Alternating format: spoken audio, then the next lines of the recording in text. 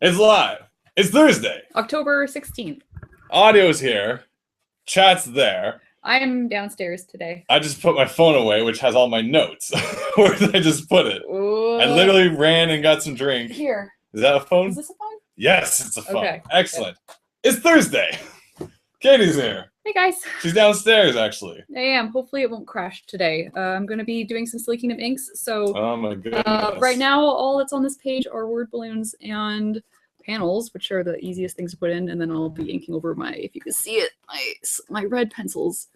Right. So hopefully we can get through this. Usually we include that in the theme song. Oh, yeah. So now they know you're inking. And also, since we're like in the same room, oh, no. It's all gonna be in sync. It's all gonna be nice, right? Yes. Right? Nothing wrong? Is? Yep. Great. God. It's broadcasting. Look at that. It's time for Shanahanigans live. If you just join, what is this? It's the rave. Are you going to rave mode? Yeah. Oh, shoot. Oh. If you guys are watching at home, you can drop a beat for me because I can't do both at the same time. I'm still working on like just playing it. It's mesmerizing. Do you know how to do that? I think it's a little bit of swinging. All right, do that to the beat. Do. 1, okay. 2, 3. It's time for Shanahanigans live. And yeah, we lost a viewer for that one. Yeah, they'll be back after the theme song. Well done. Katie's gonna rave, I guess. Yeah. Well, it looks like, I thought you were gonna ink, but this show's got crazy. I'm multi-talented. Yes. And oh gosh, is there anything coming up that can rhyme? What's happening? What's going on in the world? Katie's gonna rave. Shaggy's probably gonna speak. It's like the middle of October. We're episode 145. Oh my goodness. We're episode 145. We are. Rave. And I hope you have a friend named Dave. That cube just threw me off. Is that the... I can turn it off. This is the Disney cube. Yeah, but it reminds me of the cube from, like, Marvel. What's that called? The Tesseract. The Tesseract? Yeah. This is what they're all after. The power we all crave from it. Is it Tesseract? Yeah, it is. What's time for? The Shanahanigans. Possessed by the Tesseract. And I hope you're at home watching the colors change. Just like fall, but fall soon becoming drearier. I know. I'm going to put this away. You might have to. Yeah. Welcome to Shenanigans Live, where distracting, colorful things are... Yes. It's gone? It's gone. Okay, it's over by BMO. Are gone! BMO's got it. Thank you, BMO. I'm going to put BMO down here. Just right out of frame. Just perfect. It's going to like fall on your inks. It's going to ruin everything. Over. That's like keeping the water here.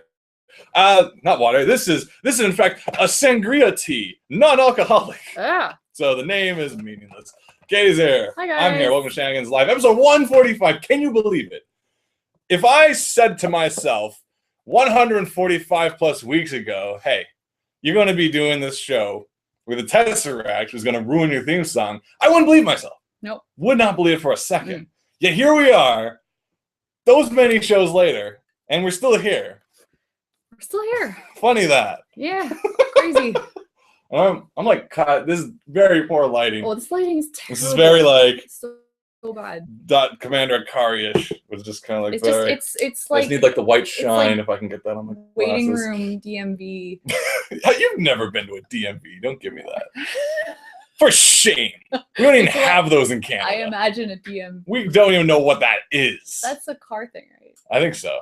Yeah. It's where you line up. Yeah. From what I understand, if you guys from America, tell us in the chat what a DMV is. Give us your best DMV story, or maybe your most romantic. Who else do we got in the chat? We have Brent's Cosman. Sorry, the computer's a lot further away because Katie needed space to ink on the table, which she was not. She was doing on your knee. Yeah, it's just the lighting is just like appalling. Really terrible for inking. Yeah, you're casting shadows on yourself. Oh, this is really bad. Yeah. Huh. Well, I don't have other lights. Like I do, but I don't want to set up like my $100 light. So many shadows on myself. I'm just not going to touch the table. Brent's saying accordion makes for great party. Yeah, you know, like throw down a good polka, you get people dancing. Benjamin Boston saying nice, really cool. The show in general or the Tesseract? Tesseract show. What a party, says Maya H. All the blinking lights. go so wild. That they do. That actual cube is from Disney's Mad Hatter Party, right? No, it's No, that one's mine. Yours was from the Blue Bayou. Oh, you got yours from the Mad Hatter Party. And I was just like, I do not need a glowy thing in my drink in the Blue Bayou. How childish. But then, like 4 hours later, when we were in the Mad Hatter Party, I'm like, oh my god, glowy thing in the drink. I am on this. I need this outdoors. And like, you want to rave, but it's also covered in liquid, and you're like digging your hand in your drink. The hand that you've been grabbing on rails that kids have been like dragging their noses across all day. And you're just like, that's what they do. You guys want to join us on this show? It's quite easy. Go to the Google Plus, which I have no way of sending you there now, unless you go to like the Shanahanigans post or any of Katie's Tumblrs and Twitter posts. Tumblrs and Twitters. You go to Google Plus, and there's a Q&A thing that usually is awful. Like my hair is right now. Ugh, not very. I'm getting into clown phase. I have a few phases. There's like I have it short in the summer, and I grow it out in the winter. But in between in the fall, it goes out on the sides, and I'm like, and I hate it. But you can go to the Q&A and you can write things. You can also rate people's comments. There's a number 1, and you can vote it to be like, oh my gosh, this thing that Brent Cosman has to say is so good. I have to vote it up to 2 points. And if someone could do that to prove my point before I click it, because if I select it, your points are locked and you lose your chance to win. Each episode there's a winner. We don't announce it. We don't keep track of it. You don't get anything. And there's no prize. The best contest ever. It's the contest of life, really. Yeah. You only get out of it what you want, but be sure to vote up Brent's comment. I'm gonna say you only get out of it when you die. Oh. The comment section of this. Yeah, it's dreadful. I'm sorry to have like a lamp or something. You can light it with the Tesseract if you want. It might cancel out. That's bad. Just like select one of the modes that's I not think blinking. by episode 200 we should have this working. Yes. By episode 200 it's going to be like a good I'm drawn, we're chatting about comics and cartoons, and it's like the lighting's great and everything's perfect, and I do have questions. If I'm willing to like leave my camera light on for 2 hours, we could use it. But like the case in point right now is, oh man, Brent got voted to 3. He's totally gonna win unless I cut him off right now and select it. I'm sorry. You're stuck at 3. Keep track, guys. I'm not keeping track.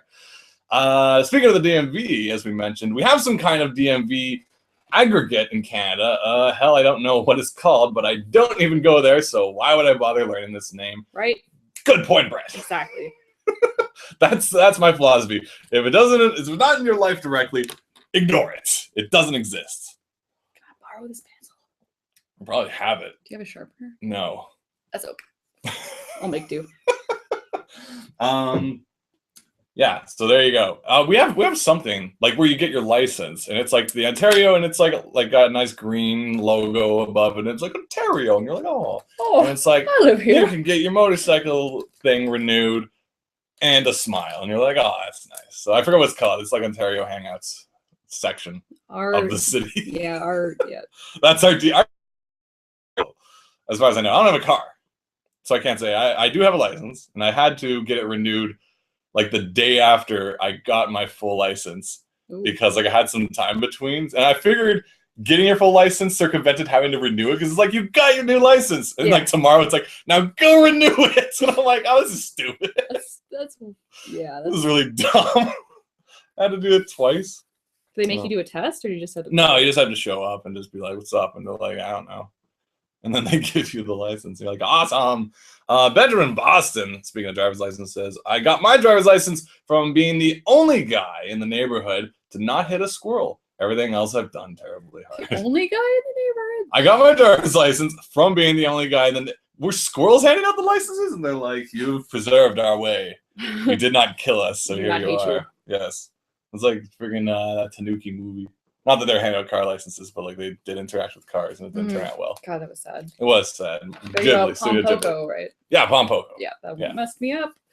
Speaking of being messed up, lots of movies I've watched, which we'll get to, but we have a lot of people being chatty about DMVs, passionate about it, if you will. Voted with 2, but not winning because of it. We got Short Minty saying the DMV is the U.S. is the Department of Motor Vehicles, and it's where time stands still and dreams die. Yeah, that's all I know about it. As the song goes, dreams only last so long, even when you're at the DMV. I think that's how it goes. Brent Cosman coming back says, I think the one in New Brunswick is just a part of Service New Brunswick. That's actually how I think we Yeah, all it's do it just because it's Service Ontario. Yeah. Yeah, we're thematic. We don't have these like scary acronyms. Not like DMV. You know, ours is like Service Ontario. We're here to service. Hi. You know, it's like Service New I didn't even know you were Brunswick. wearing your glasses until you took them off.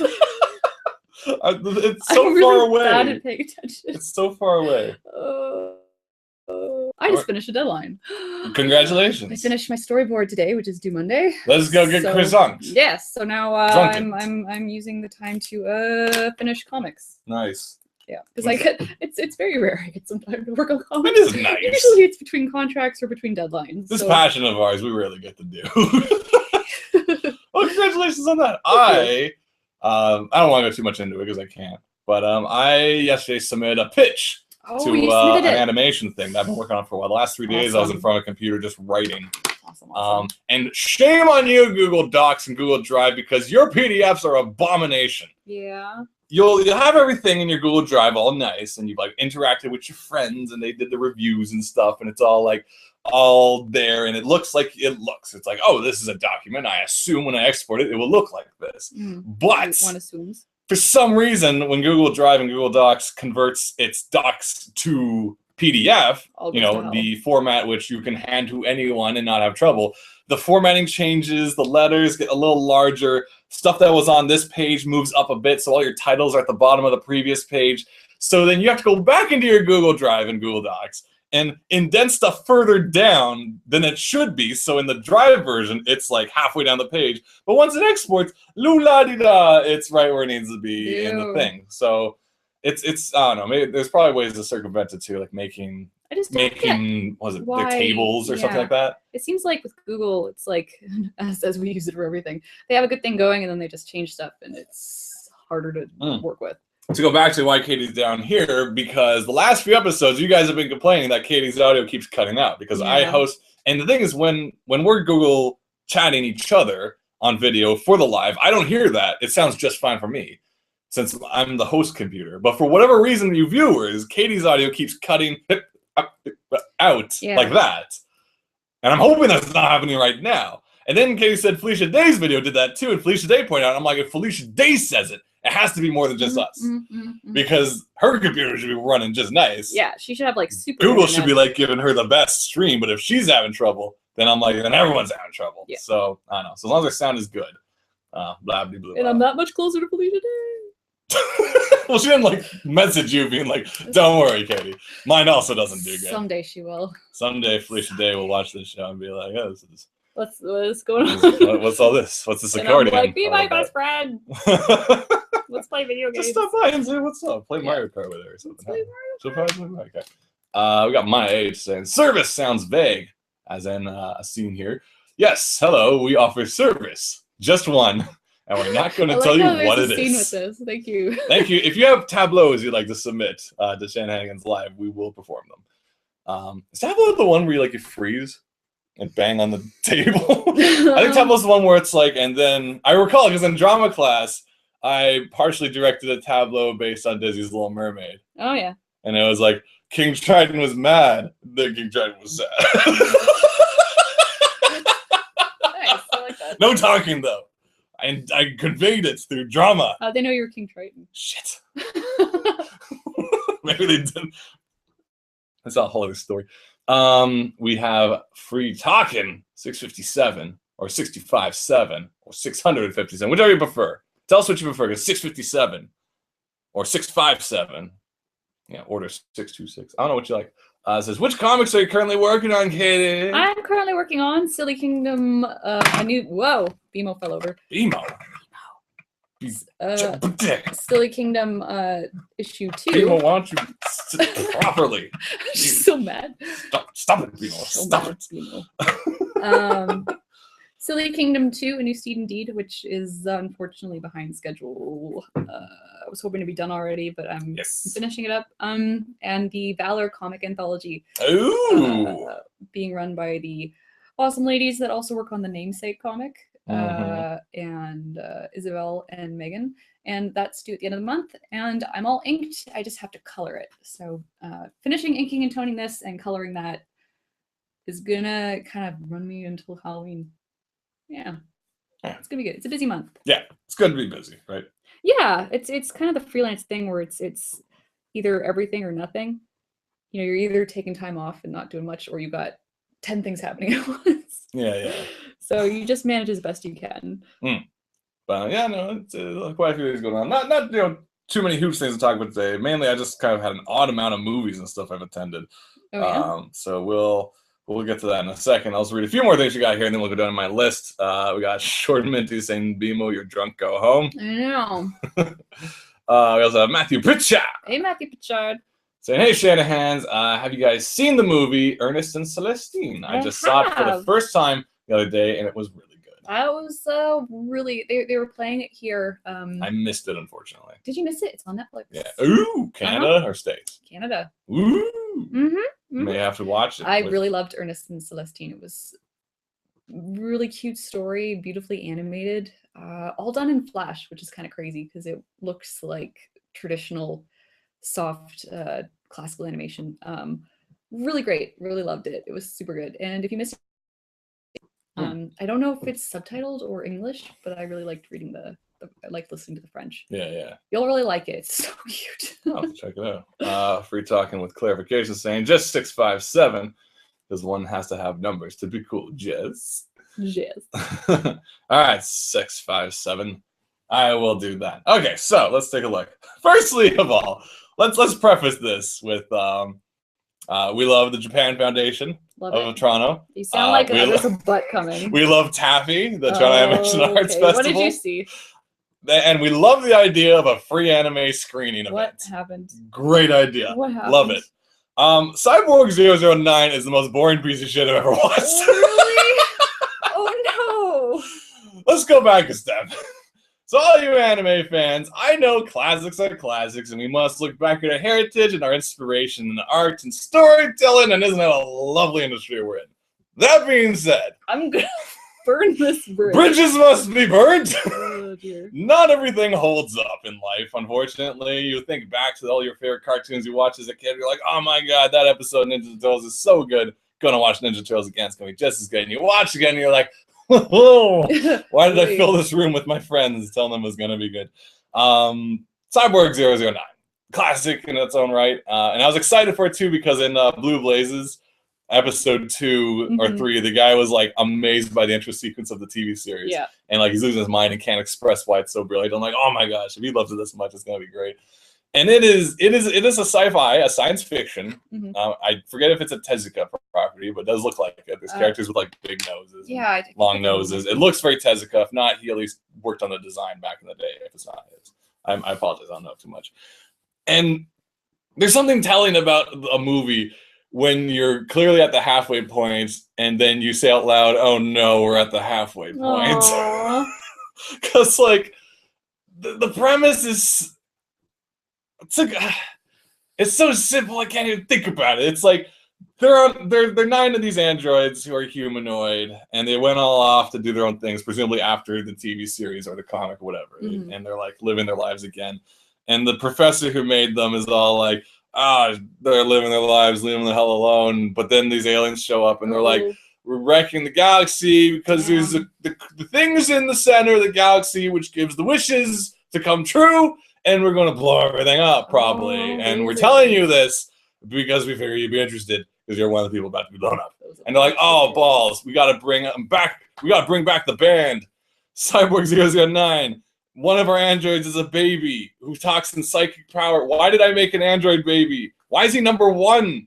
How old is he? Oh, boy. Doesn't matter. He floats and he has terrifying eyes. I don't like it. Okay, let's bring them all back. And one of them's like a magician and one's a dancer. And she's a girl, and the rest are guys, and this is important later because some really genius lines come up that are like, oh, they said that. Okay, so they assemble the team, and they're like, dudes, aliens, wish in the galaxy, blowing up everything. This is awful. And there's a ship under the water. Let's look at it.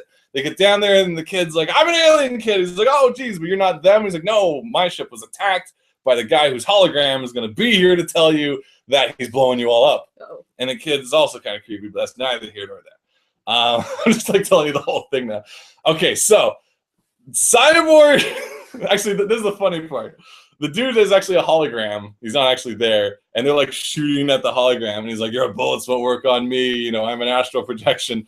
And then later on during the conversation, the other guy's like, what? He's still shooting at him. And it's like clearly the big gun? Hitting their walls and stuff like that because it's literally a projection. But point being, they're like, we got to go space and stop them. How are we going to do it? The kid's like, use my ship. They're like, it's not military grade. Let's put this is the first like half hour, by the way.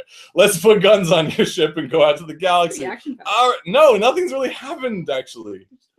There's a scene at a beach, and the guy talks to girl android, and he's like, you shouldn't go on this mission because I care about you. And she's like, but I'm one of your android teammates. And he's like, but I like you, and I don't want to see harm, so don't come to this mission. She's like, I'm doing it anyway. And he's like, oh, women. But she's a robot. Yes! So why would you have... Because he cares! Okay, so they're all in space, and they're like, oh my god, you guys know it's going to take like a bajillion years to get there. I'm like, oh no! It's already 8:30. But then they're like, oh, but there's a shortcut through space. And it's like, yes! Take the shortcut. Then they're like, but there's a minefield in front of it, and our ship is very awkwardly designed. That's probably going to hit all of them. It's not like a nice, simple spaceship. This is like a big, arcing, awful swan testicle. It's huge. It looks so weird. I can't even describe what it is. It's no Enterprise. Yeah, it's no Enterprise. It's not really it's not Han Solo ducking through meteors. This is going to catch so many phone pole wires on the way off the planet, let alone in space. And so they're like, okay, Cyborg from Germany. They're all from like different countries, I guess, which is actually kind of cool. It's a very diverse team. It's awesome. Cyborg from wherever the hell, go out into space. One of the mines is alive and it's eating our wings. Punch it or whatever. He's like, all right. He goes out and throws out bombs. He throws it off the thing. And they're like, all right, let's warp through the boost thing. And they do it. And this whole time I'm like, wait, isn't dude still on the wing? Did they leave him? Did he die? Is he out there? Is there going to be a moment when they're like, we've lost one? And it goes like 10 more minutes without ever seeing that guy again. And they've gone through like hyperspace. I'm like, they lost one? No. And then like later on, he's just sitting next to somebody. Oh, he just crawled in. They never showed him going back to the ship. They never showed him rejoining the team. And I'm just like, oh my God, we've lost one. This is so heartbreaking. I'm like, oh wait, he's just there. Oh. Okay. Now we're like, what feels like 2 hours in. That just seems kind of sloppy, if you wouldn't notice that. Yeah, I'm like, did he rejoin them? He's still out there. Dude, you didn't even roll up the window yet. Let him back in. The spaceship. Okay, so he's back. And then halfway through, they're like, oh man, fuel, and we're all dinged up. We got to go back to a planet that will fix our ship. I'm like, oh no, this is the 2 hour point of the film, and we haven't even got to the bad guy planet yet. And then they land there, and they park the ship, and then a big snake monster eats one of them, and then they go into the snake monster, get them out, and then there's a civilization that's all primitive because they're forced to be primitive because their queen is in a necklace of a giant who's also a robot. And then they go into the robot's ear and punch him a bit, and then she falls off the necklace. I don't know. This sounds kind of awesome. And then super bad guys, and everyone's happy now because they're like, yay, we're all primitive, but our princess is back. So clearly that means we can now build a new. And then the bad guys show up and wipe out everybody. Oh no. And then they're worse off than they were when the princess was kidnapped by the robot who was also a giant. Dang. And then in her dying words, or right before her dying words, she's all like, I want you to join me and make babies, and in words pretty not too different from that. Ooh. And repopulate. And he didn't bring up that he's an android. That's neither here nor there. Maybe he's functioning. I don't know. And then everything blows up, and then he's like, no. And the other girl who he likes and likes him is behind him, and she's all like, oh, awkward, but also, dude, you were gonna make what's with hers? What now?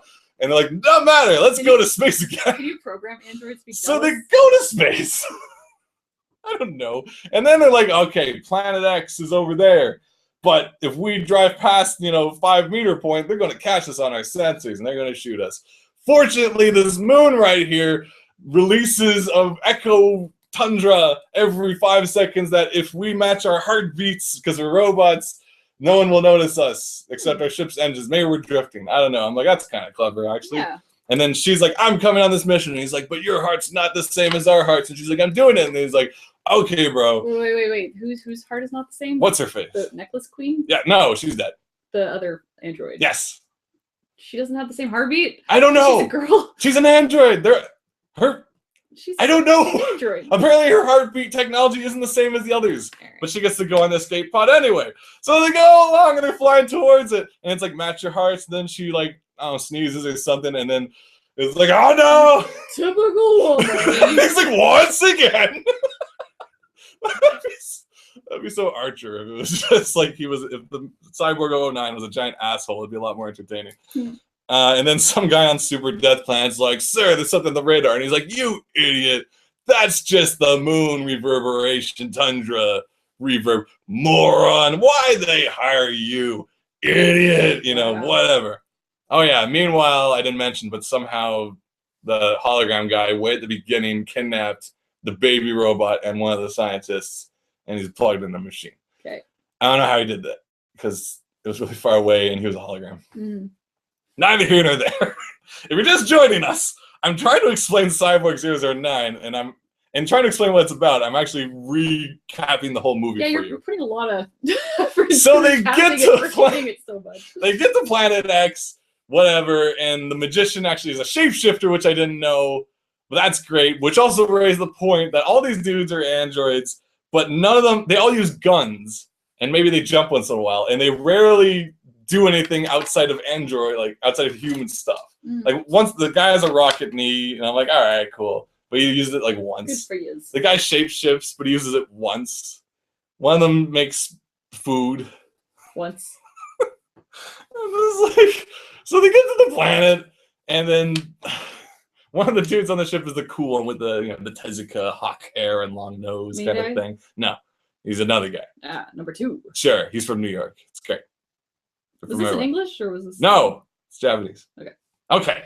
So they get to the planet and they're like, okay, so kid, oh yeah, by the way, kid was like, my dad is hooked up to the machine. They get there and he's like, your dad's totally dead, but at least he's not here for us to tell him that. And we won't tell him that at all. We won't bring it up at any point in the latter half of the movie that we were here to rescue his dad from Planet X. His dad's kind of dead because he's plugged into the machine.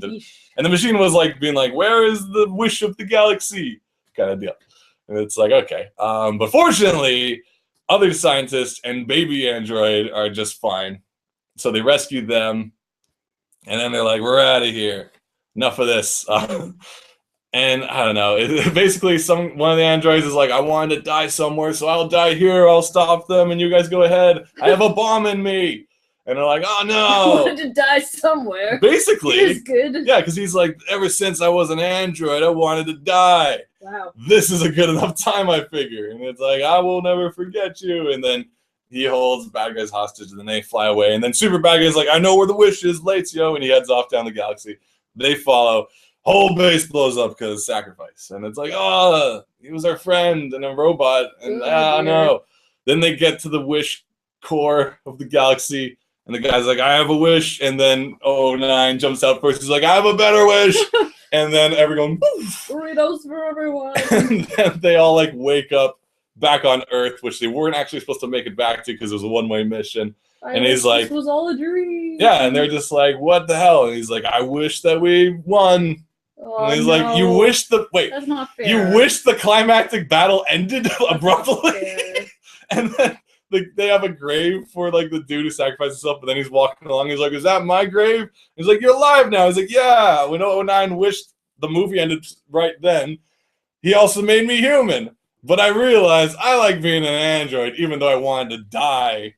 Can you make me an android again? And the guys, actually, before that, the best line ever was when the scientist dude, there's two scientists. He's like the one who's like Dr. Light from Mega Man, like our smart guy. And he has the other guy who's just a guy.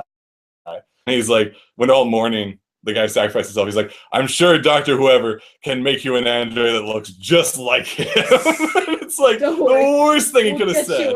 Basically, yes. He's like, I know you guys are all sad you lost Android Long Nose. But I'm pretty sure you guys all want a duplicate made right now. No. And you want drew attachments to that guy? Really? You just switch them out and not tell anyone. No one will ever know. Anyway. And then what's his face and her face are at a beach and they hug and it ends. So were you like yelling in the theater or were you just kind of sitting there? Android Cyborg 009. Whatever. There. That was a lot of energy for whatever. There. Oh boy. It's okay. So in premise, it sounds fantastic. In structured breakdown, it sounds kind of fun. But man, it's not as fun as that was. It just dragged. Like the pacing was definitely a problem. There's chuckles every now and then, and there's some like lovely animation scenery, but it's just pacing was just brutal in this film. It was just, again, if it was like the very early example, then I'm happy. You can see a lot of inspiration for like other things, and a lot of oddly enough, more little elements of like Star Wars. I don't know what came first, so who knows.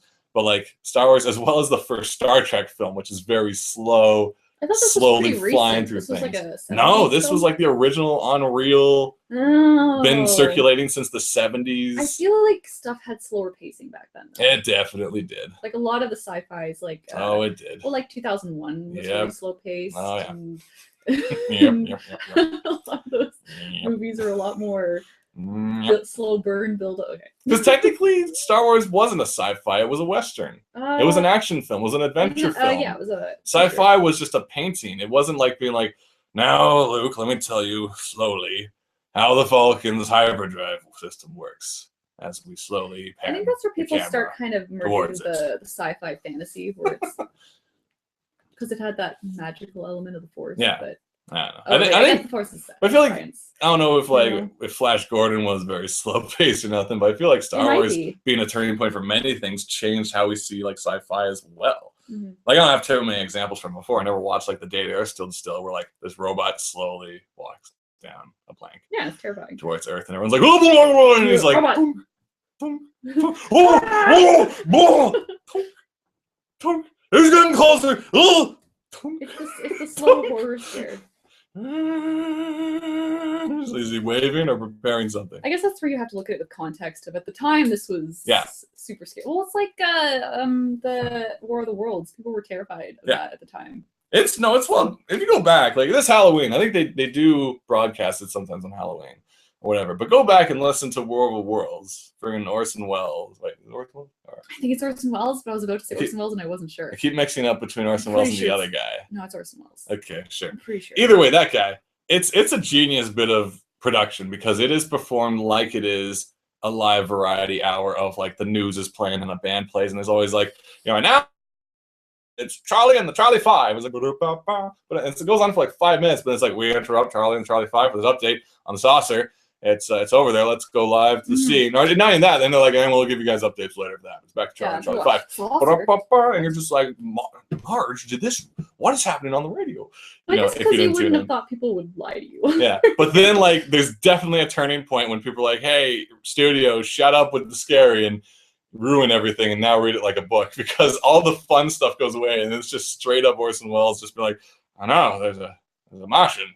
And because there's one point where they're like, the NBC Broadcasting Corporation would like to remind you that this is horseshit. Now he'll just read it straight from the script. No more fun. Yeah. Have a good night, everyone who ruined it. And he's like, oh no, germs, same us all. And you're like, all right. I don't know, it was Jones. So that's my review or my recap of Cyborg 009. Brent says, I'm going to have you. This sounds awesome. You had me at Tezuka. Excellent. That's great. And halfway through, Chris, the host, also showed up saying I'm here. Hello. So that's one movie I saw this week. I've actually saw quite a bit this week, surprisringly. I never really see anything, but this week I was all over the board. Documentary on honey badgers. Ugh. It was amazing. I've heard about the honey badgers like 3 times in the last week. It's because I was just. I'll take a break if you want to explain. I'm not going to talk too long, but essentially it was on Netflix America, and we just put it on because we were exhausted, Jerry and I, from a long day of working, and we were like, oh, honey badgers, these look cute. And they're amazing little jerks. They are so crazy intelligent and aggressive. And in this documentary, one part of it was a guy's like in Africa, he's got like a animal sanctuary. So he's got giraffes and rhinos and lions hanging out. And then there's this honey badger that keeps escaping from its den and digging into the lion's den to fight the lions because he's just a little bastard. He's that much of a dick. And it's just kind of cutting towards different honey badger stories. And there's this one really aggressive one that's just ridiculous. Like, and the thing is it'll go under the lions and it'll attack their private parts. So that's kind of how they fight. They just fight really dirty, and it's just like ridiculous that they'll do these. And then they'll break into your house and they'll open up your fridge. They'll open doors and they'll, open up trays and pull everything out of your fridge and eat your meat on the floor. And they're just, I don't know, that was so funny. Yeah. We were just cracking up watching it because it was amazing watching these little smart troublemakers. Yeah. I don't know. I was like, I want to do an episode on those next. I want to make a special on the honey badger. It just makes no sense. I figured that's why like they named a shotgun after honey badgers. Well, they eat king cobras as a major part of their meal. And they can take a bite and then just pass out for a day and come back fine. and come back and claw at a lion's balls right after. Like honey badgers. As Leslie says here, honey badgers don't give a shit. They don't. It's crazy. And then they'll just eat beehives. They'll just knock beehives open and just start eating. Stick their faces in. They'll shove their faces in beehives. They're being stung and they're like, It was amazing. It was so honey badgers don't care, man. Honey badgers don't care. That's terrifying. Yeah. And they look like little skunks. They're only this big. Yeah. But they're ferocious. And they'll come after rhinos. Oh my god. Like the natural predator of the rhino is the honey badger. It's crazy. You're like, geez, what are you doing, buddy? I found that very interesting. We got carbon-based biped saying the honey badger from The Gods Must Be Crazy 2 is my favorite character from the movie ever. I don't know that. I rented the first really one. The premise of The Gods Must Be Crazy, at least the first one, was like, there's this tribe out in wherever, Africa, and this airplane goes by and drops like a Coke can in the middle, and that like changes everything, or something like that. I think that's what it is. And like I've never, like I haven't seen it. I rented it, but I never got around to watching it. I'd be curious to see that. Yeah. I don't know if is it on Netflix? That's the only way. I will check. It's the only way we watch things. I watched the doc this week too. Actually, I watched Harmontown. Over at the Community's at the Dan Bloor. Harmon. Community's Dan Harmon, based on his podcast, and the whole kind of thing is a filming of after he got let go from Community, he took his podcast on the road. Oh, it's kind of like Conan. Yeah, basically, yeah, very much like Conan, but like on a smaller scale. But like still, it was like it's neat to see him like just going to different cities and bringing his show as well as his team, which I've never actually listened to his podcast, so I don't know. But like one of the members, a constant member of his team, is a guy who. From his original, the show is usually done in a comic shop in like LA. Oh, Hollywood, I'm not sure. It's got a Meltdown? big stage. Yeah, it's got a big Meltdown stage in the back too. Actually, not huge, but it's got this extra back room. Meltdown. And one guy, just one day, I forget the guy's name, unfortunately, said, "I want to play D&D with Dan Harmon."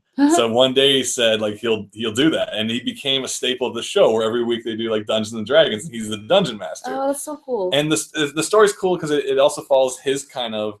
Like more so than the co-host of the Harmon Show. They don't really learn much about him, but it's more about Dan and that guy and how that guy kind of was just, he's just a guy, kind of quiet, a bit introverted, dungeon master. He loves Dungeons and Dragons, but like he became kind of pseudo celebrity of the Dan Harmon world through his like being just really quick-witted, really good dungeon master, remembering very details and stuff like that, and just like. And the story kind of follows him too. Really good storyteller to be a good dungeon master. But especially for like a comedy show too, where it's like you got to like know the balance of like being kind of straight funny as well as just like ludicrous. And it's a kind of a heartwarming doc in that respect too. But it's also just very interesting in seeing Harmon like just not. It goes into his past too, like when he worked on the Sarah Silverman show.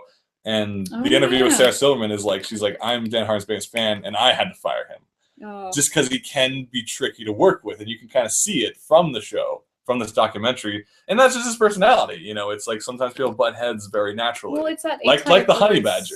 Yeah, like a honey badger, and I think it is that kind of it's a certain kind of personality that gets your show made. Yeah. And sometimes you are a little more aggressive than some people want you to be, and you have to be aware of that. Like the show when he played the Chevy Chase voicemail.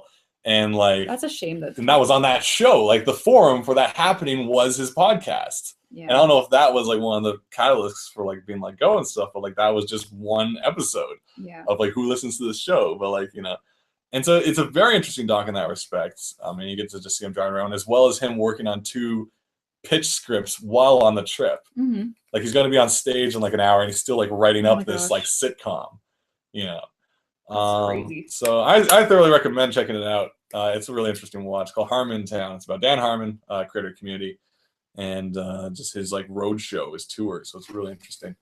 Carbon-based biped saying The Gods Must Be Crazy Part 2 is a lot better. It has lawyers, hyenas, and honey badgers, and the Cuban military. Yeah. I'll have to watch that at some point. That's my documentary recommendation. If you ever get a chance to check it out, Harmontown. As the song goes, with Harmontown, where P is yellow and Pooh is brown. Like good old time. Yeah, good old Harmontown. That's great. Classic.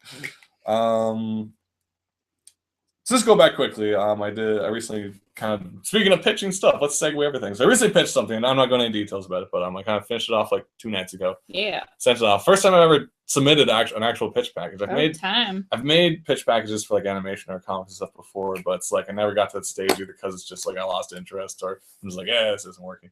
But this is the first time I sent it, and it was weird because after I did it, after like 3 days straight of just being like type, write, reformat, blah blah, PDF making, I'm like, I'm gonna reward myself. I'm gonna go out for dinner, and it's like 10 o'clock at this point. And so like I walk along college, and like I somehow end up all over at like Spadina. Then I walk south of Spadina to Queen. Then I walk along Queen all the way back to like nothing's looking another street, and it's just like either stuff is closed or everything is full of. And I'm like all alone right now because I just finished writing and sending, and I was just kind of quietly walking along the city at night, just being like. Everything I looked at was like, oh, that sure looks nice. If other people were here with me to enjoy it together with, and I just kind of like my Charlie Brown. They do say company is the best spice. It is, I think, because like all the places I looked at, I'm like, oh, that looks fun. If only I had other people here to enjoy it with. It was just kind of this weird, quiet after the storm of work. I'm like, there's no one in this city. It took me a bit to get into that, but like, just eating on your own, because I worked at a studio once where everybody ate at their desks, and I was like, nah, I'm not gonna. I've been sitting at my desk all day. I'm not gonna sit at the computer and eat my lunch. So I would take myself out for lunch on my own. And at first it feels weird because you're like, oh god, I'm the only one. How many? 4? Here. And you're like, one.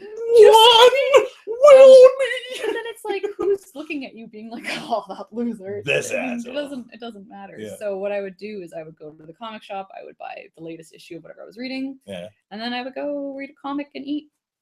At a restaurant, just try something small every day, and I ended up really liking it. I need to do something because I can't just sit there because it's alone waiting for the food to arrive. Like, yeah, and now you just have your phone. Everybody's just and even if you're there with friends, you have your phone. The other day I was on the bus just on my phone. I had this kind of like just pulled out of it, just kind of like Matrix moment. You're like, wolf, and then looking around, and everybody's just on their phones and just. This is weird, and then just went right back into it. I thought you were like on the grade. You're like, stay with me.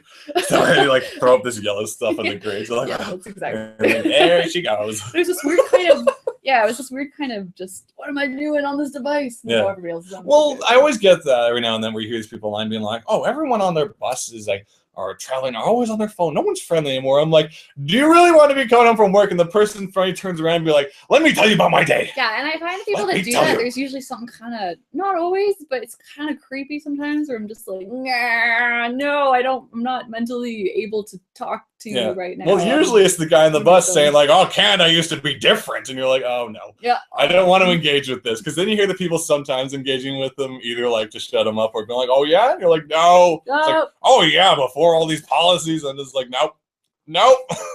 Don't wanna. Before women got the vote. I'm like, okay, don't say. Back to the phone. I'm sorry, I got a thing I gotta read. I can't stop. Some people just keep tweeting on Twitter, and I gotta. There's a top 10 list I gotta disagree with. Excuse me.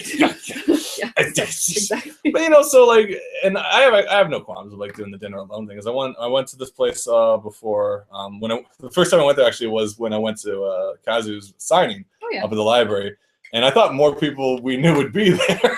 Oh, but apparently they've all like hung out with him enough that week, so they're like, yeah, we don't need to go and talk. But I was actually interested. I wanted to see what he had to say, and it was a really good talk. Yeah, but since I was on my own in between the signing and in between the lecture and the signing, I just went off to eat at this like skewer, or it's not izakaya, but it's like Japanese kind of like skewers, like everything's on a stick. Mm-hmm. And I was by myself. I treated myself to like friggin' whatever the beer was again. I forget. Is it the acai? I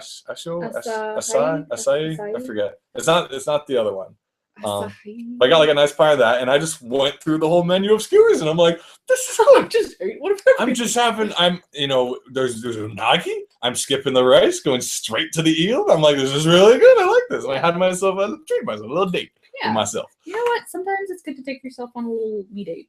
Sometimes. But other times, I walk the city alone at night, thinking of that book within what's the manga from Clamp, where there's an android girl, and it's like Chobits? Yeah, Chobits, and it's like the city with no people, and I'm just like, there's no one I know. At least you don't live in the suburbs anymore. Yeah, I guess that's I don't know. Super lonely. Well, unless you're in the house with everyone. It's just like, it was just weird. I just went for a walk and it kept going. And I just like walked past board game cafes and stuff. I'm like, oh, they're in there. You know what? I do that all the time when I go buy game things. Like, that'll be fun.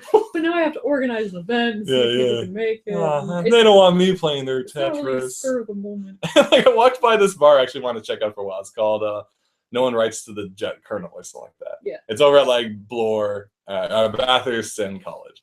And I'm like, you know what? I've been wanting to go here. You know, I'll have myself a me date. And I get there and it's like, Wednesdays, date nights. And it's like, even if you know no one, the waiters are free, you know? And I'm just like, I'm not going to go to date night alone and be like, oh, no, thank you.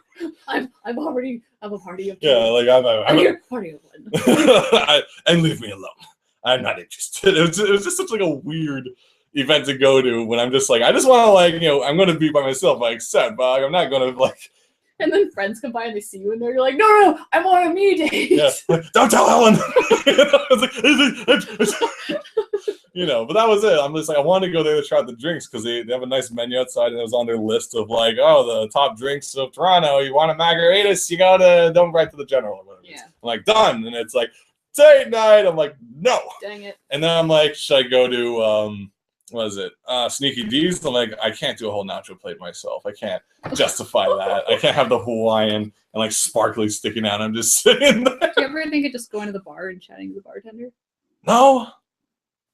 That was a weird way to say it, but I'm just like, I never, you know, I don't talk to my barber, which I'm awful because he'll be like, oh, did you see that kick in the sports? And I'm like, I don't know sports. And then no one says anything. You're like, the rest of the haircut. Manga? I'm like, Eye Shield 21? Yeah. The Phantom play? I find, I don't know, I'm getting better at small talk. Oh, I'm awful. It's still tricky, though. I'm the worst. If it's not about cartoons, comics, video games, I'm like, I got nothing. You gotta, like, take an interest, I guess. Or just ask, like, so how'd you get into hairdressing? Like, tell me why'd you choose, you know, just ask. He's like, left in my DUI. I'm like, wait, what? You know, then you're developing some character stuff. Yeah, I'm learning from people. Yeah. And, you know, you might never go back again, so just take a chance. Speaking of taking chances. Oh, boy. So, as you may know, actually, let's read some chats first quickly. Just hanging out. We got Brent Cosman saying, there's an infamous couple in my town who go to restaurants and watch Big Bang Theory on a laptop. Oh, it's almost an urban legend. Kind of annoying. I guess. Oh, wait, are these people supposed to be cool? No, don't interrupt with stuff. That's awesome. Let people watch what they will, unless it's like it's really loud and it's like. Yeah, well, that's what I'm assuming. You go to a restaurant usually to like talk to people. When someone's broadcasting a show, it's like, can you just watch that at home? I'm chatting. Yes. I like that the word is spread. You said infamous, not awesome. Oh, okay. There's an awesome couple. Going back to Dungeons and Dragons, we got Free Talking saying, I'm the DM for a group of 6. It is a challenge to keep everyone involved and entertained and problem solving. I have only played 2 D&D games in my life, and I really want to do more. I think you'd be a good dungeon master. I think as long as no one has stats, I'll be a good dungeon master. Yeah. Because that's why, if you guys have watched this show enough, you know, once in a while I host you guys on a improv adventure journey, which by once in a while, I mean, I've done it twice. But it's the 3 dice rule. Yeah, meh, and nah. Which means yes, it worked. Meh, it sort of worked, but something else happened. Nah, it didn't work at all. Nothing. And that system I find works great for me, unless the dice are never in your favor. Because one time I played it and it was always like 5 or 6, which was the nah. And I'm like, why is this such a negative adventure?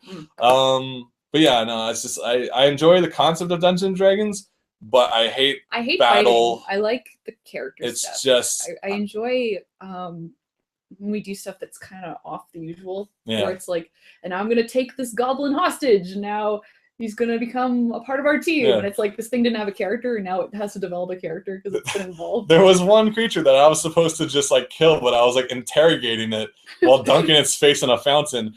And that was always my turn. So every time, like in my mind, the camera cuts back to me. I'm like, "Where is he?" And he's like, "I don't know." And then it cuts to someone else. That cuts back to me. "Where are they? I'm not telling you."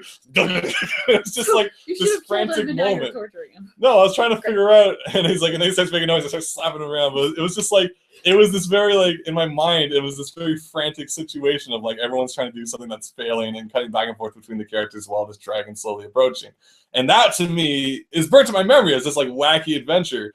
you know, but yeah, that stuff's fun. heavy-handed. But it's like, yeah. It's hard for me to play anything other than myself, though. I know I would never, ever be good at acting, because I'm like, my character's gonna be all sassy, and then as soon as we start, we're like, oh, hey guys, I'm going on an adventure, because there's like I'm the sassy one. There's just shoot the shit stuff, and you're like, oh, I'm really sassy. Yeah. I'm really pussy. Yeah, so maybe if I eventually get to hosting like my own, do it. It won't be. No one has abilities. No one has stats. It'll just be character, and the conflicts will be resolved through well-spoken really good conversations. Yes, please. I don't know. I don't have any stories left on. It's usually just like pick a genre. Let's go. I really miss playing RPGs. I had a lot of fun with that. Well, it's still around. I know there's a ton. I'm digging up on it. So one of the things I did was it this week or last week? I think it was this week. What day is it? Sure, this week. As you may know, one of my lifelong passions for like a career or like a job is doing like voice work, doing like characters, animation, video games, and anime, maybe some commercial, whatever. But you know, nothing. I always proclaim like I want to be that guy from those like awful Sega arcade games. I don't know why you want to do the who like stuff. Just gets to be like, look out, and it's just like I want to be. So at least I know where the bar is.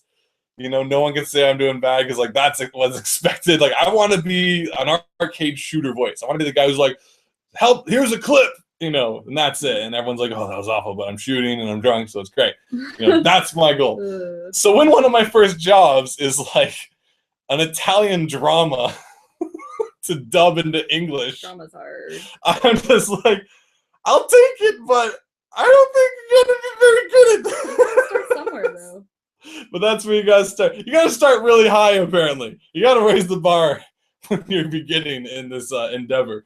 So like this is one of my first paid gigs that aren't like, you know, it's like it was through someone I knew, of course, but it's still. If you get paid, you're professional. Yeah, but I'm just like the whole time I'm like, oh gosh, I'm gonna do this, but I'm dreading this because I don't have drama chops. Like I do silly stuff, I write, I do voice stuff, but it's never been like this serious stuff. And like I had to do a dub of a thing, and they had like the software and stuff where like the text is flying by the screen and you got to read it within time. And I kept reading it like faster because it was so frantically coming at me like, you know, it's just like, and I'm like sweating and stressed out and stuff like that. And I'm like, acting. Yeah. So that's my experience so far. So working my way. To the video game. I'm trying to work my way down, honestly. In all honesty, I'm trying to work my way down to like. They gave me an Oscar-winning award. I really just want to be that terrible voice. I just want to be the guy from Time Cop who says, "Oh no." That's like my goal. Like I want to be the voice of like fighting game characters, so I can just yell moves and stuff. I'm not like degrading that. Like I think they do a great job with that, and that's that's what I want to get up to from shitty arcade shooter game. Zombie game. I want to go from there to fighting game. Like that's my ladder. That's my goal. So I can like announce moves and go like, ugh. Because like the worst was at times I had to like improvise, and it's like the first time I see the scene of like soccer players running around, and I don't even know what the tone of the scene is yet. But I'm just like, ugh, pass here. Oh god, like who does that during soccer? Who's like slam dunk?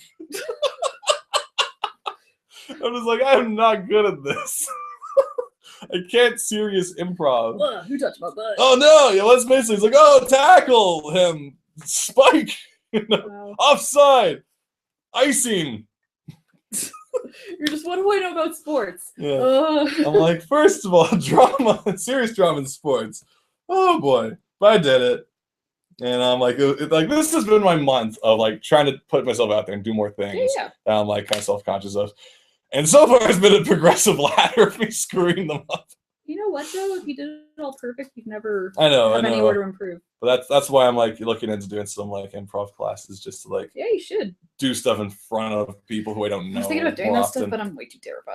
Yeah. Like in theory, I'm not terrified to do it. Like I love public speaking when there's no script, and it's not to say like I'm a genius improv. It's just like that means there's nothing I have to remember. You know, as long as I'm just like, I can go on stage and run a workshop, as long as I know the beats, I could just like flow with the crowd. I'm not like remembering, oh gosh, I have to say the equation equals blah, blah, blah. It's like, no, it's kind of like we're chill. We're talking about what we know. That's kind of what we do here. Like, even if there's a dull moment here, it's like we're talking about what we know. True. There's no script for the show. These notes I have are just, there's one line. It said Harmontown. It said Honey Badger in Katie's head. In my mind. In Katie's mind. All week I was like, Honey Badger. We went home for Thanksgiving. All about the Honey Badger. I had to tell everybody about it. It must be known. This awful creature. Love it. It's amazing. Deviant of the nature. Leslie, I think in reference to us hosting some sort of D&D, says, I'm so down. Yes, I would love to play D&D with you, Leslie. Free Time says, I loved Yamina. It was really fun keeping the mechanics handleable. Yeah, if you want to check those out, just type in the search on Shanahanigans YouTube, search like D&D, roleplay, Yamina.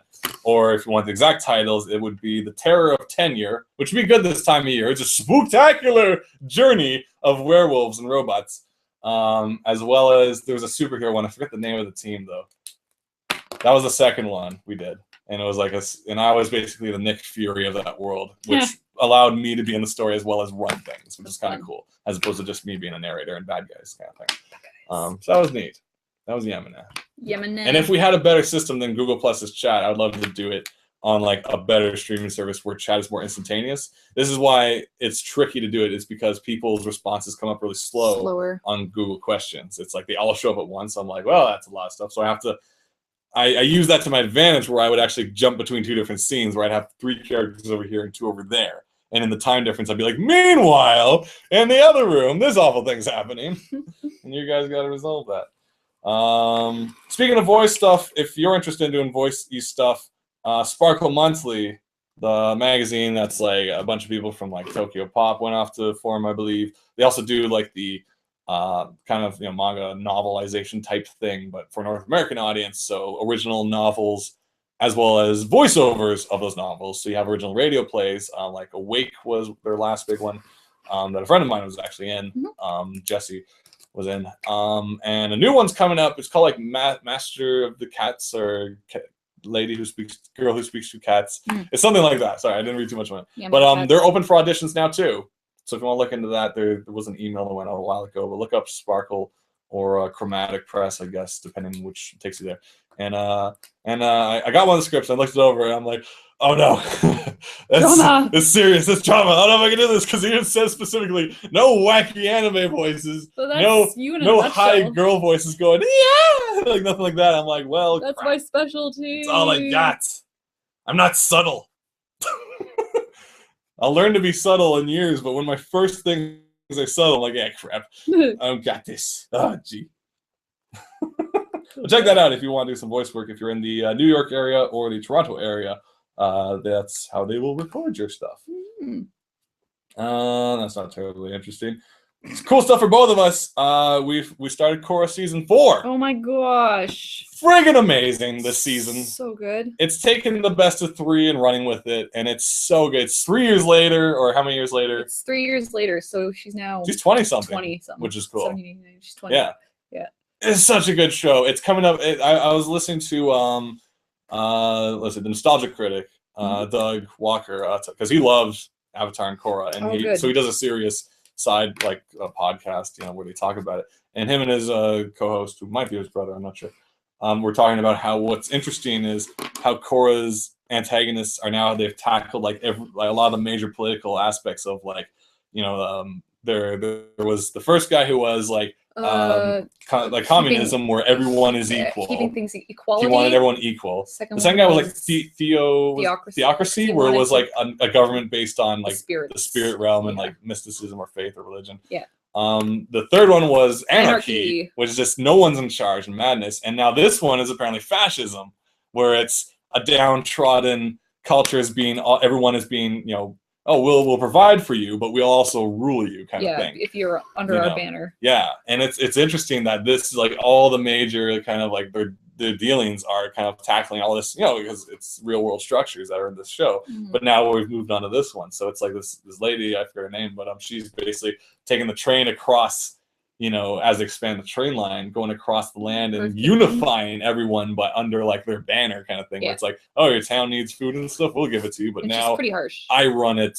You'll still have a position, but under me. Yeah. And you're like, oh, this is so interesting. Yeah, what's the end game? Yeah, and you have people, and it's like there's part of it that's right and part of it that's wrong. I'm like, this is so freaking.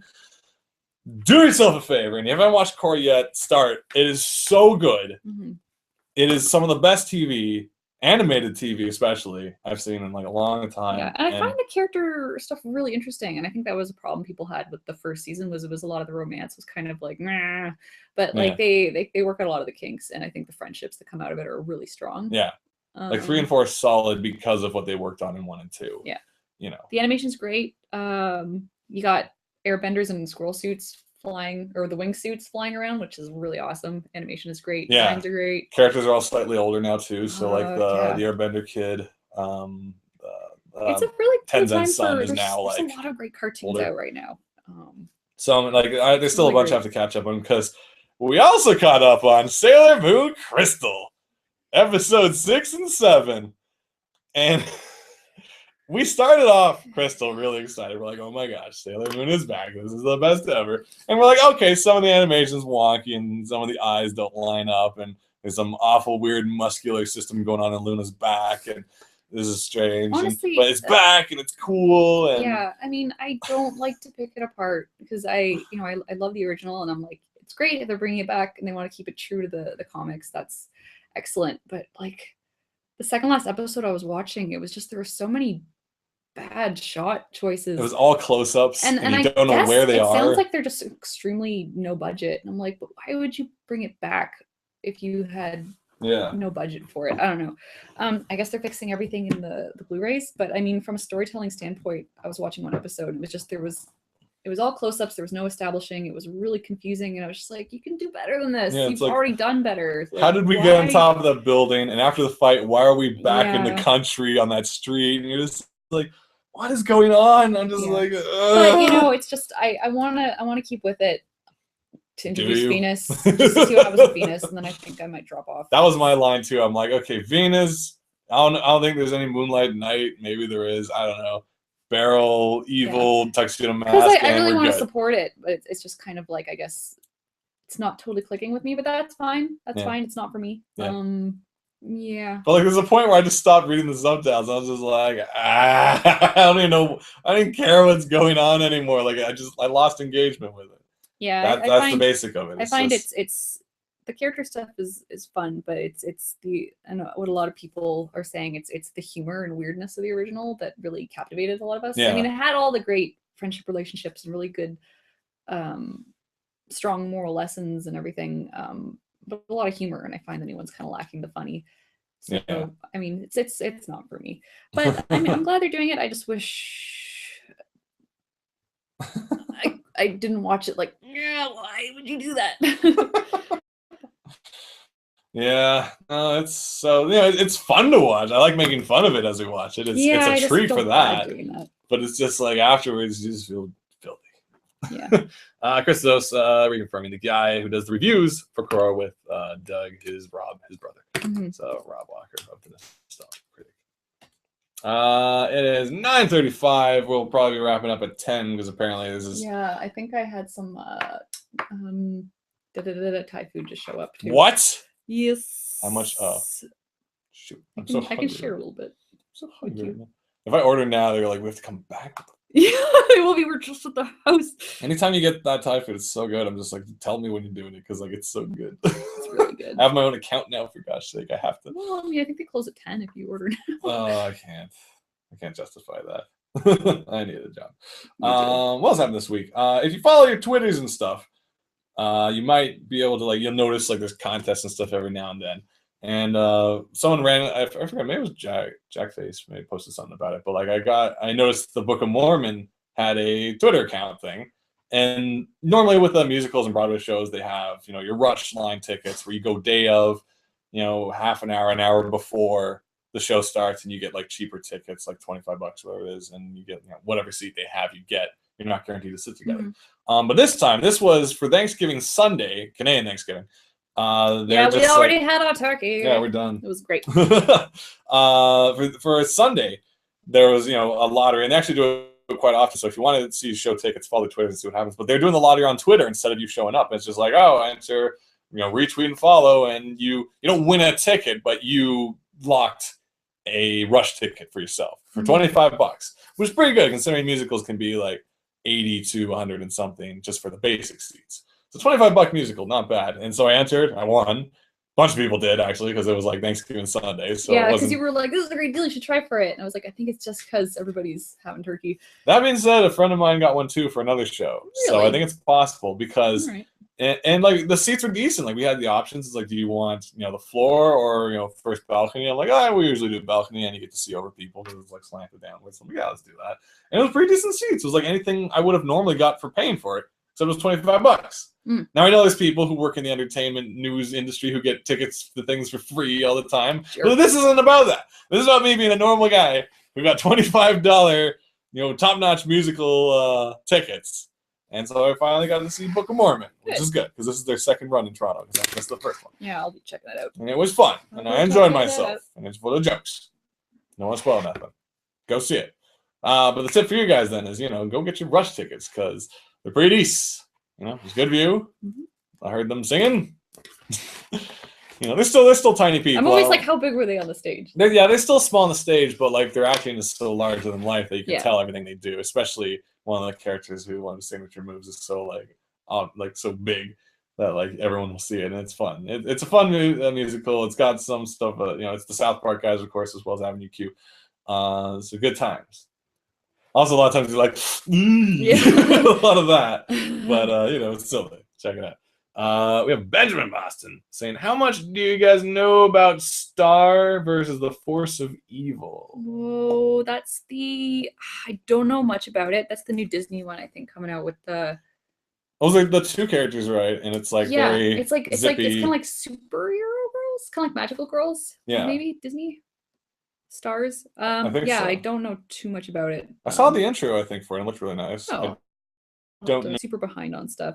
What's coming out that I'm actually really excited for is the have you seen anything for Over the Garden Wall from Cartoon Network? Oh, wasn't that the one with Elijah Woods in it? Yeah, it's they got tall hats. They're like little gnome kind of. It looks like a subtle Adventure Time in a way. It looks really pretty, and I think very it's like European folklore. Yeah, it's like a short story, so it's like a 2-3-parter miniseries, and I'm actually really excited Cartoon Network is doing this just short story format. Because they have really good series, but if they can focus on putting all series worth of work into one. Yeah, thing. Like I find that really cool. They can work on a lot more shorter projects and put out some really cool. Sequential, not sequential, but like instead of sitcom kind of where you can watch an episode out of order, it's like a complete story. And it looks really beautiful. I saw a clip of it at a Comic-Con actually. Oh, did you? It had to do with they're in like a cornfield or a wheat field or something like that. It looks very like European gnome elf kind of inspired, like that art where like everyone has the hats and stuff like that. Yeah. So it looks interesting. Like I'd be curious. I didn't know that about it. I thought it was gonna be a series, but it's kind of neat to know it's a short. I'm curious about that. There's lots of good animation stuff coming Lots of great animation stuff. Like it doesn't just end with Gravity Falls and like I'm talking about more like there's the sitcom animations like of those. I think Bob's Burgers is my favorite right now. I love Bob's Burgers. Or like Archer, or the more like on the mature side, but like. For the kids stuff, like there's some solid stuff happening too with your Gravity Falls season 2. I've fallen behind. I still got to catch up. Yeah, I got to catch up. Steven Universe, I'm behind. Got to catch up. There's so many good shows, and even just catching up on Bravest Warriors or something like that. Oh, I'm so behind on stuff. Puppy Cat coming out soon, right? I want to stay on top of things, but I feel guilty watching. I feel guilty watching cartoons when I'm supposed to be finishing one for work. So I'm like, you know what? As soon as I finish this board, I'm gonna watch all the cartoons and read all the comics. Well, like from all the writing and stuff I was doing for this pitch, which has a lot of kind of influence from, a lot of kind of Japanese, kid punk action series. I was referencing stuff, and now I'm like, I really want to watch Madoka Magic now because I saw a lot more imagery of it, and I'm just like, I know the premise, which is what got me interested in it. It was a bit spoilerish from what I heard, but like that's why I got interested was because of the spoilers. I found out about it because there was an essay about the kind of the fall of the magical girl. I read that. Really interesting, and that made me want to watch it, but I didn't get around to it yet. And I read some of the manga, but then after just looking at the visuals from the research I was doing to get like some screenshots of reference, I'm like, I really want to see this because like a lot of the creatures in it look out of place, like they don't match the art style, but they're still in there, and I'm like, this is very interesting, and like it has elements of like your Persona kind of like hybrid and stuff. And they really take the magical girl genre and make it creepy because it's your cute little mascot is binding you to some kind of sinister contract. Which, as I've argued, is what Luna does essentially. She's like, Serena, kill her now while she's defenseless. throw your disintegration headband at her. Yeah, healing disintegration. Yeah, that was the format. So Hearts it's not too far from it. It's just, you know, you may argue it's like, oh, it's the gritty reboot, but it's still like fancy and magical. It's just which makes got it some creepier actual impact after that, you know. Mm-hmm. What time is it if we're doing 9:42? We got 20 minutes. Like, if we're doing the thing at 10, maybe we should eat Maybe now. Oh, ish. I see. Yeah. Okay, we're gonna start wrapping up. Go in 5 minutes. Is there anything I wanted to read quickly off to you guys? I don't need to talk about that. That's fine. All the things you guys could have heard, eh? Well, it's already a late show. Yeah, it's a late show. You guys are lucky you got a show at all. You should be thankful. No, but I mean, usually we do Tuesdays, so. What about French CGI animated movies? Is we talking about the Magic Girl in Paris? Yeah, and the Lucky Powers, I've seen Ladybug. Little short trailers. Not short trailers, but they're showing little teasers of it where she transforms. It looks really cute. Yeah, I saw a thing for that. It looks really, as well as the steampunk Disney animator who made that steampunk Kickstarter. That looks really exciting too. There's a lot of kind of neat little indie projects coming out too. A lot. Galaxy saying you need to watch Majoka. Yeah, I will. We will. I think I will, because I kind of hit a point where like I did a lot of work and I'm like I should actually sit down and watch. There's also stuff I want to check out. There's also people been talking about Princess Jellyfish. I want to check it out. I don't know that one. It's like a bunch of geeky girls living in Osaka, right? I think so. There's a lot of reference stuff. And that one with the animals at the cafe. Oh, is that the bear one? Yeah, Panda like Cafe. Panda and penguins. I watched it about that long ago, and it's very. I just saw something on Tumblr today where the penguin it's like, this is my son, isn't he cute? And he's pointing to this little gray penguin, and they're really ugly. And then it's a close up on its face, and it looks hideous. Like I like between that and the one where Jesus and Buddha are like roommates in Tokyo. Yeah, that's another thing I want to watch. I'm gonna check that out too. But like beyond that, we have been like every now and then watching Blue Blazes, which is just spectacular. Really enjoy Blue Blazes. If you want, it's live action, but it's hilarious, and it's about the guy. I'm not sure who the main guy is, but like in it is Anno, who is the director of Evangelion, but as a student. You know, and like the guy who 80s. created Gynex and all these powerhouse characters. Yeah, it's like the 80s in a film school in Osaka. Yeah, and just kind of this really special class that came. It's like together. The Cal Arts year, where like all your big it'd be kind of like if someone made a series about Cal Arts with Lasseter and Brad Bird and like the bunch of them getting into Shenanigans. Yeah, like, it's weird because that's what you would have to do if you adapted Blue Blazes. You'd have to do that. You'd have to. Base it make on everybody crazy, American characters and over the top personalities and like Anno is always sitting there during filming like Akari. He's got the pose and his glasses. They're like all white. And then people cheered his film. He's like, or they laugh. It was supposed to move you. It's not funny. Stop laughing. You're supposed to feel something. It wasn't a comedy. And then he's like, I'll never feel anything from your films. And he runs out of the room. Often, whenever the main character is overwhelmed by something, he just like runs screaming through the school. He's like that. But it's like it's a as I so say bizarre, too, I think so if you've ever fantastic. been at film school or art school, I think you really appreciate it because he's just the main character is just he's ridiculous. I mean, how do you even? He's just so kind of big-headed. It's amazing. It's so amazing. I guess no, this is totally contemporary. Like I said, the last thing I want to mention is if you guys are playing the Smash Bros. Isn't that new? Didn't that just come out? It came out a little while ago, and I don't know if you guys have unlocked all your characters yet, or if you saw. It was spoiled a while ago who's in it. So if you don't want to know which character I'm talking about, turn off I was going to close your ears, whatever, quickly. But I finally unlocked Duck Hunt, which is the dog and the bird from Duck Hunt are like a character. Oh, we gotta do that. And it's such a bizarre character. It's kind of like a really weird, quirky character, kind of like Game & Watch was back in Melee. But I was playing with him, and the cute thing is it's the dog with the duck kind of sitting on his back, kind of like Banjo-Kazooie kind of way, like a bear and a bird. But I was just kind of like messing around with the animations of it, just like moving them around. It was just really cute that like how they kind of operate together when like if you turn directions, if the dog switches sides, the bird kind of like ducks out and pops back up on his shoulder and stuff like that. Or it's just I just took the time to admire the effort, very much like Mario Kart 8. How there's so much detail in this game, more than you even needed. But if you just watch the game, there's all these little things all the characters do and the background does.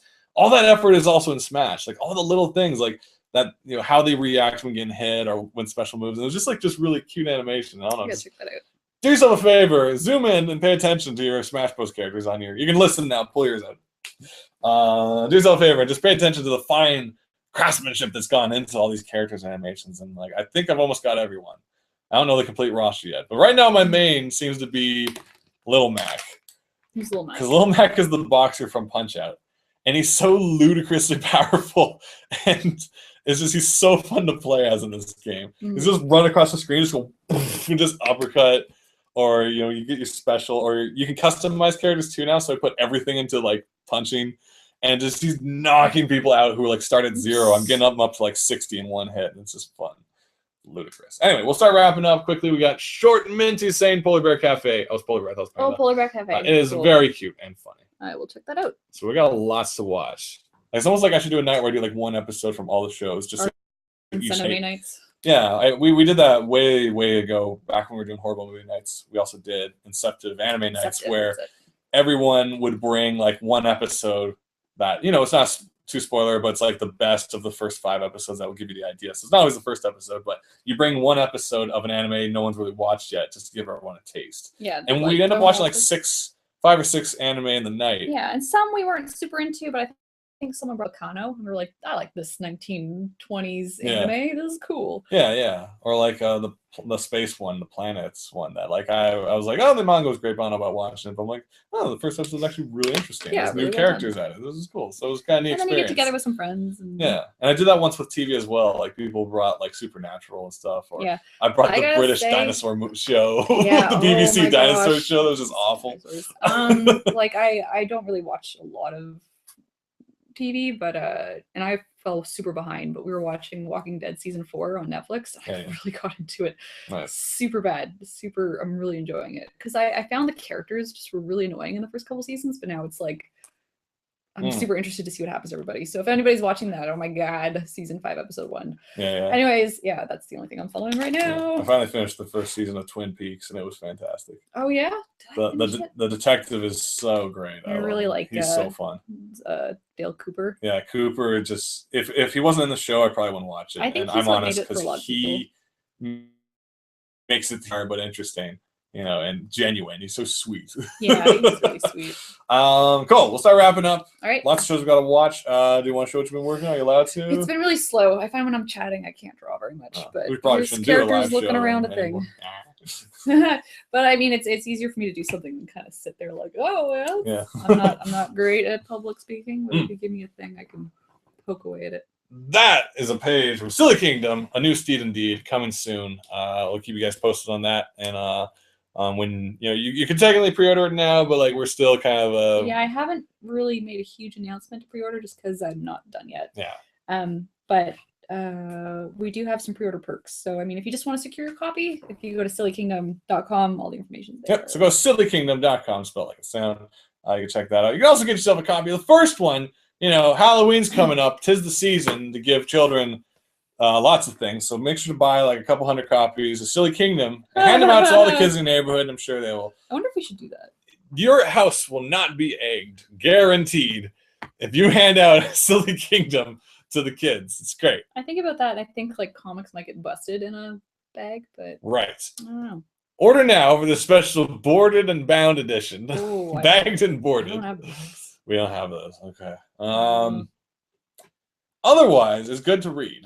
The original one, I hear it's a hoot and a holler. It's a hoot and a holler. I hear everyone enjoys it. I enjoy it. Oh, I love it. It's great. I read it twice a night. Oh, there you go. Go to sillykingdom.com for that. If you want the collection of the Shrub Monks comics. I spent so long drawing it, it's like I've read it a million times. Quickly got Leslie saying, oh my god, Walking Dead is so good. It's so good. It's so good. I'll start it at some point. After I finish season 2 of that thing I said. Just give it patience. If you I heard the first 3 seasons. If you skip a ton of stuff, you can still get into it. Fair enough. Free talking. I was like, yay, Silly Kingdom. You're down right. Yay, Silly Kingdom. So go there.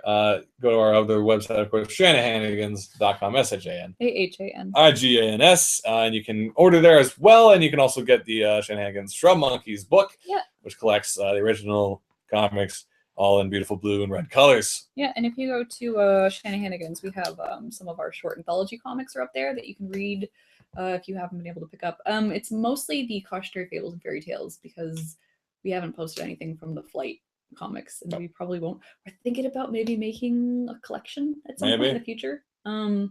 I would need this to spring, do maybe a lot we'll of see. coloring though, Yes. so we'll see how that goes.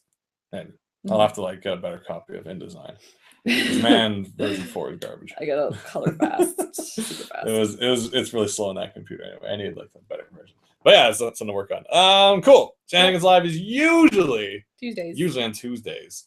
Let's see. Also, wait, we got also Norman Reedus smells amazing in real life. Oh, I bet he does. I'm assuming that's the crossbow dude. Oh, you mean Dale? Dale. Dale. I like Dale. He's also in that new Silent Hill game, so you get to play as him. It's great. You get to do what kids do with Lara Croft and just like bump him in front of the camera, and you're like, "Yeah, Dale." You can do that with Lara Croft. That's Probably. So weird. Yeah. I'm saying I didn't have a Tomb Raider, so you can't point at me.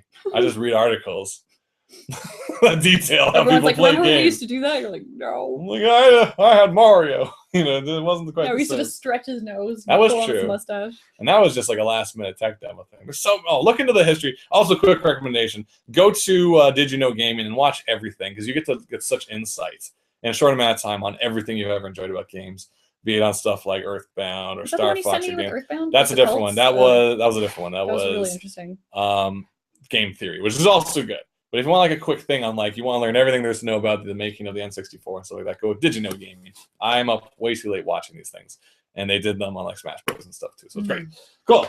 Shenanigans Live usually Tuesdays around 8. We'll tell you otherwise on the Facebook page. So make sure to go to Shanahanigans on Facebook. Follow that.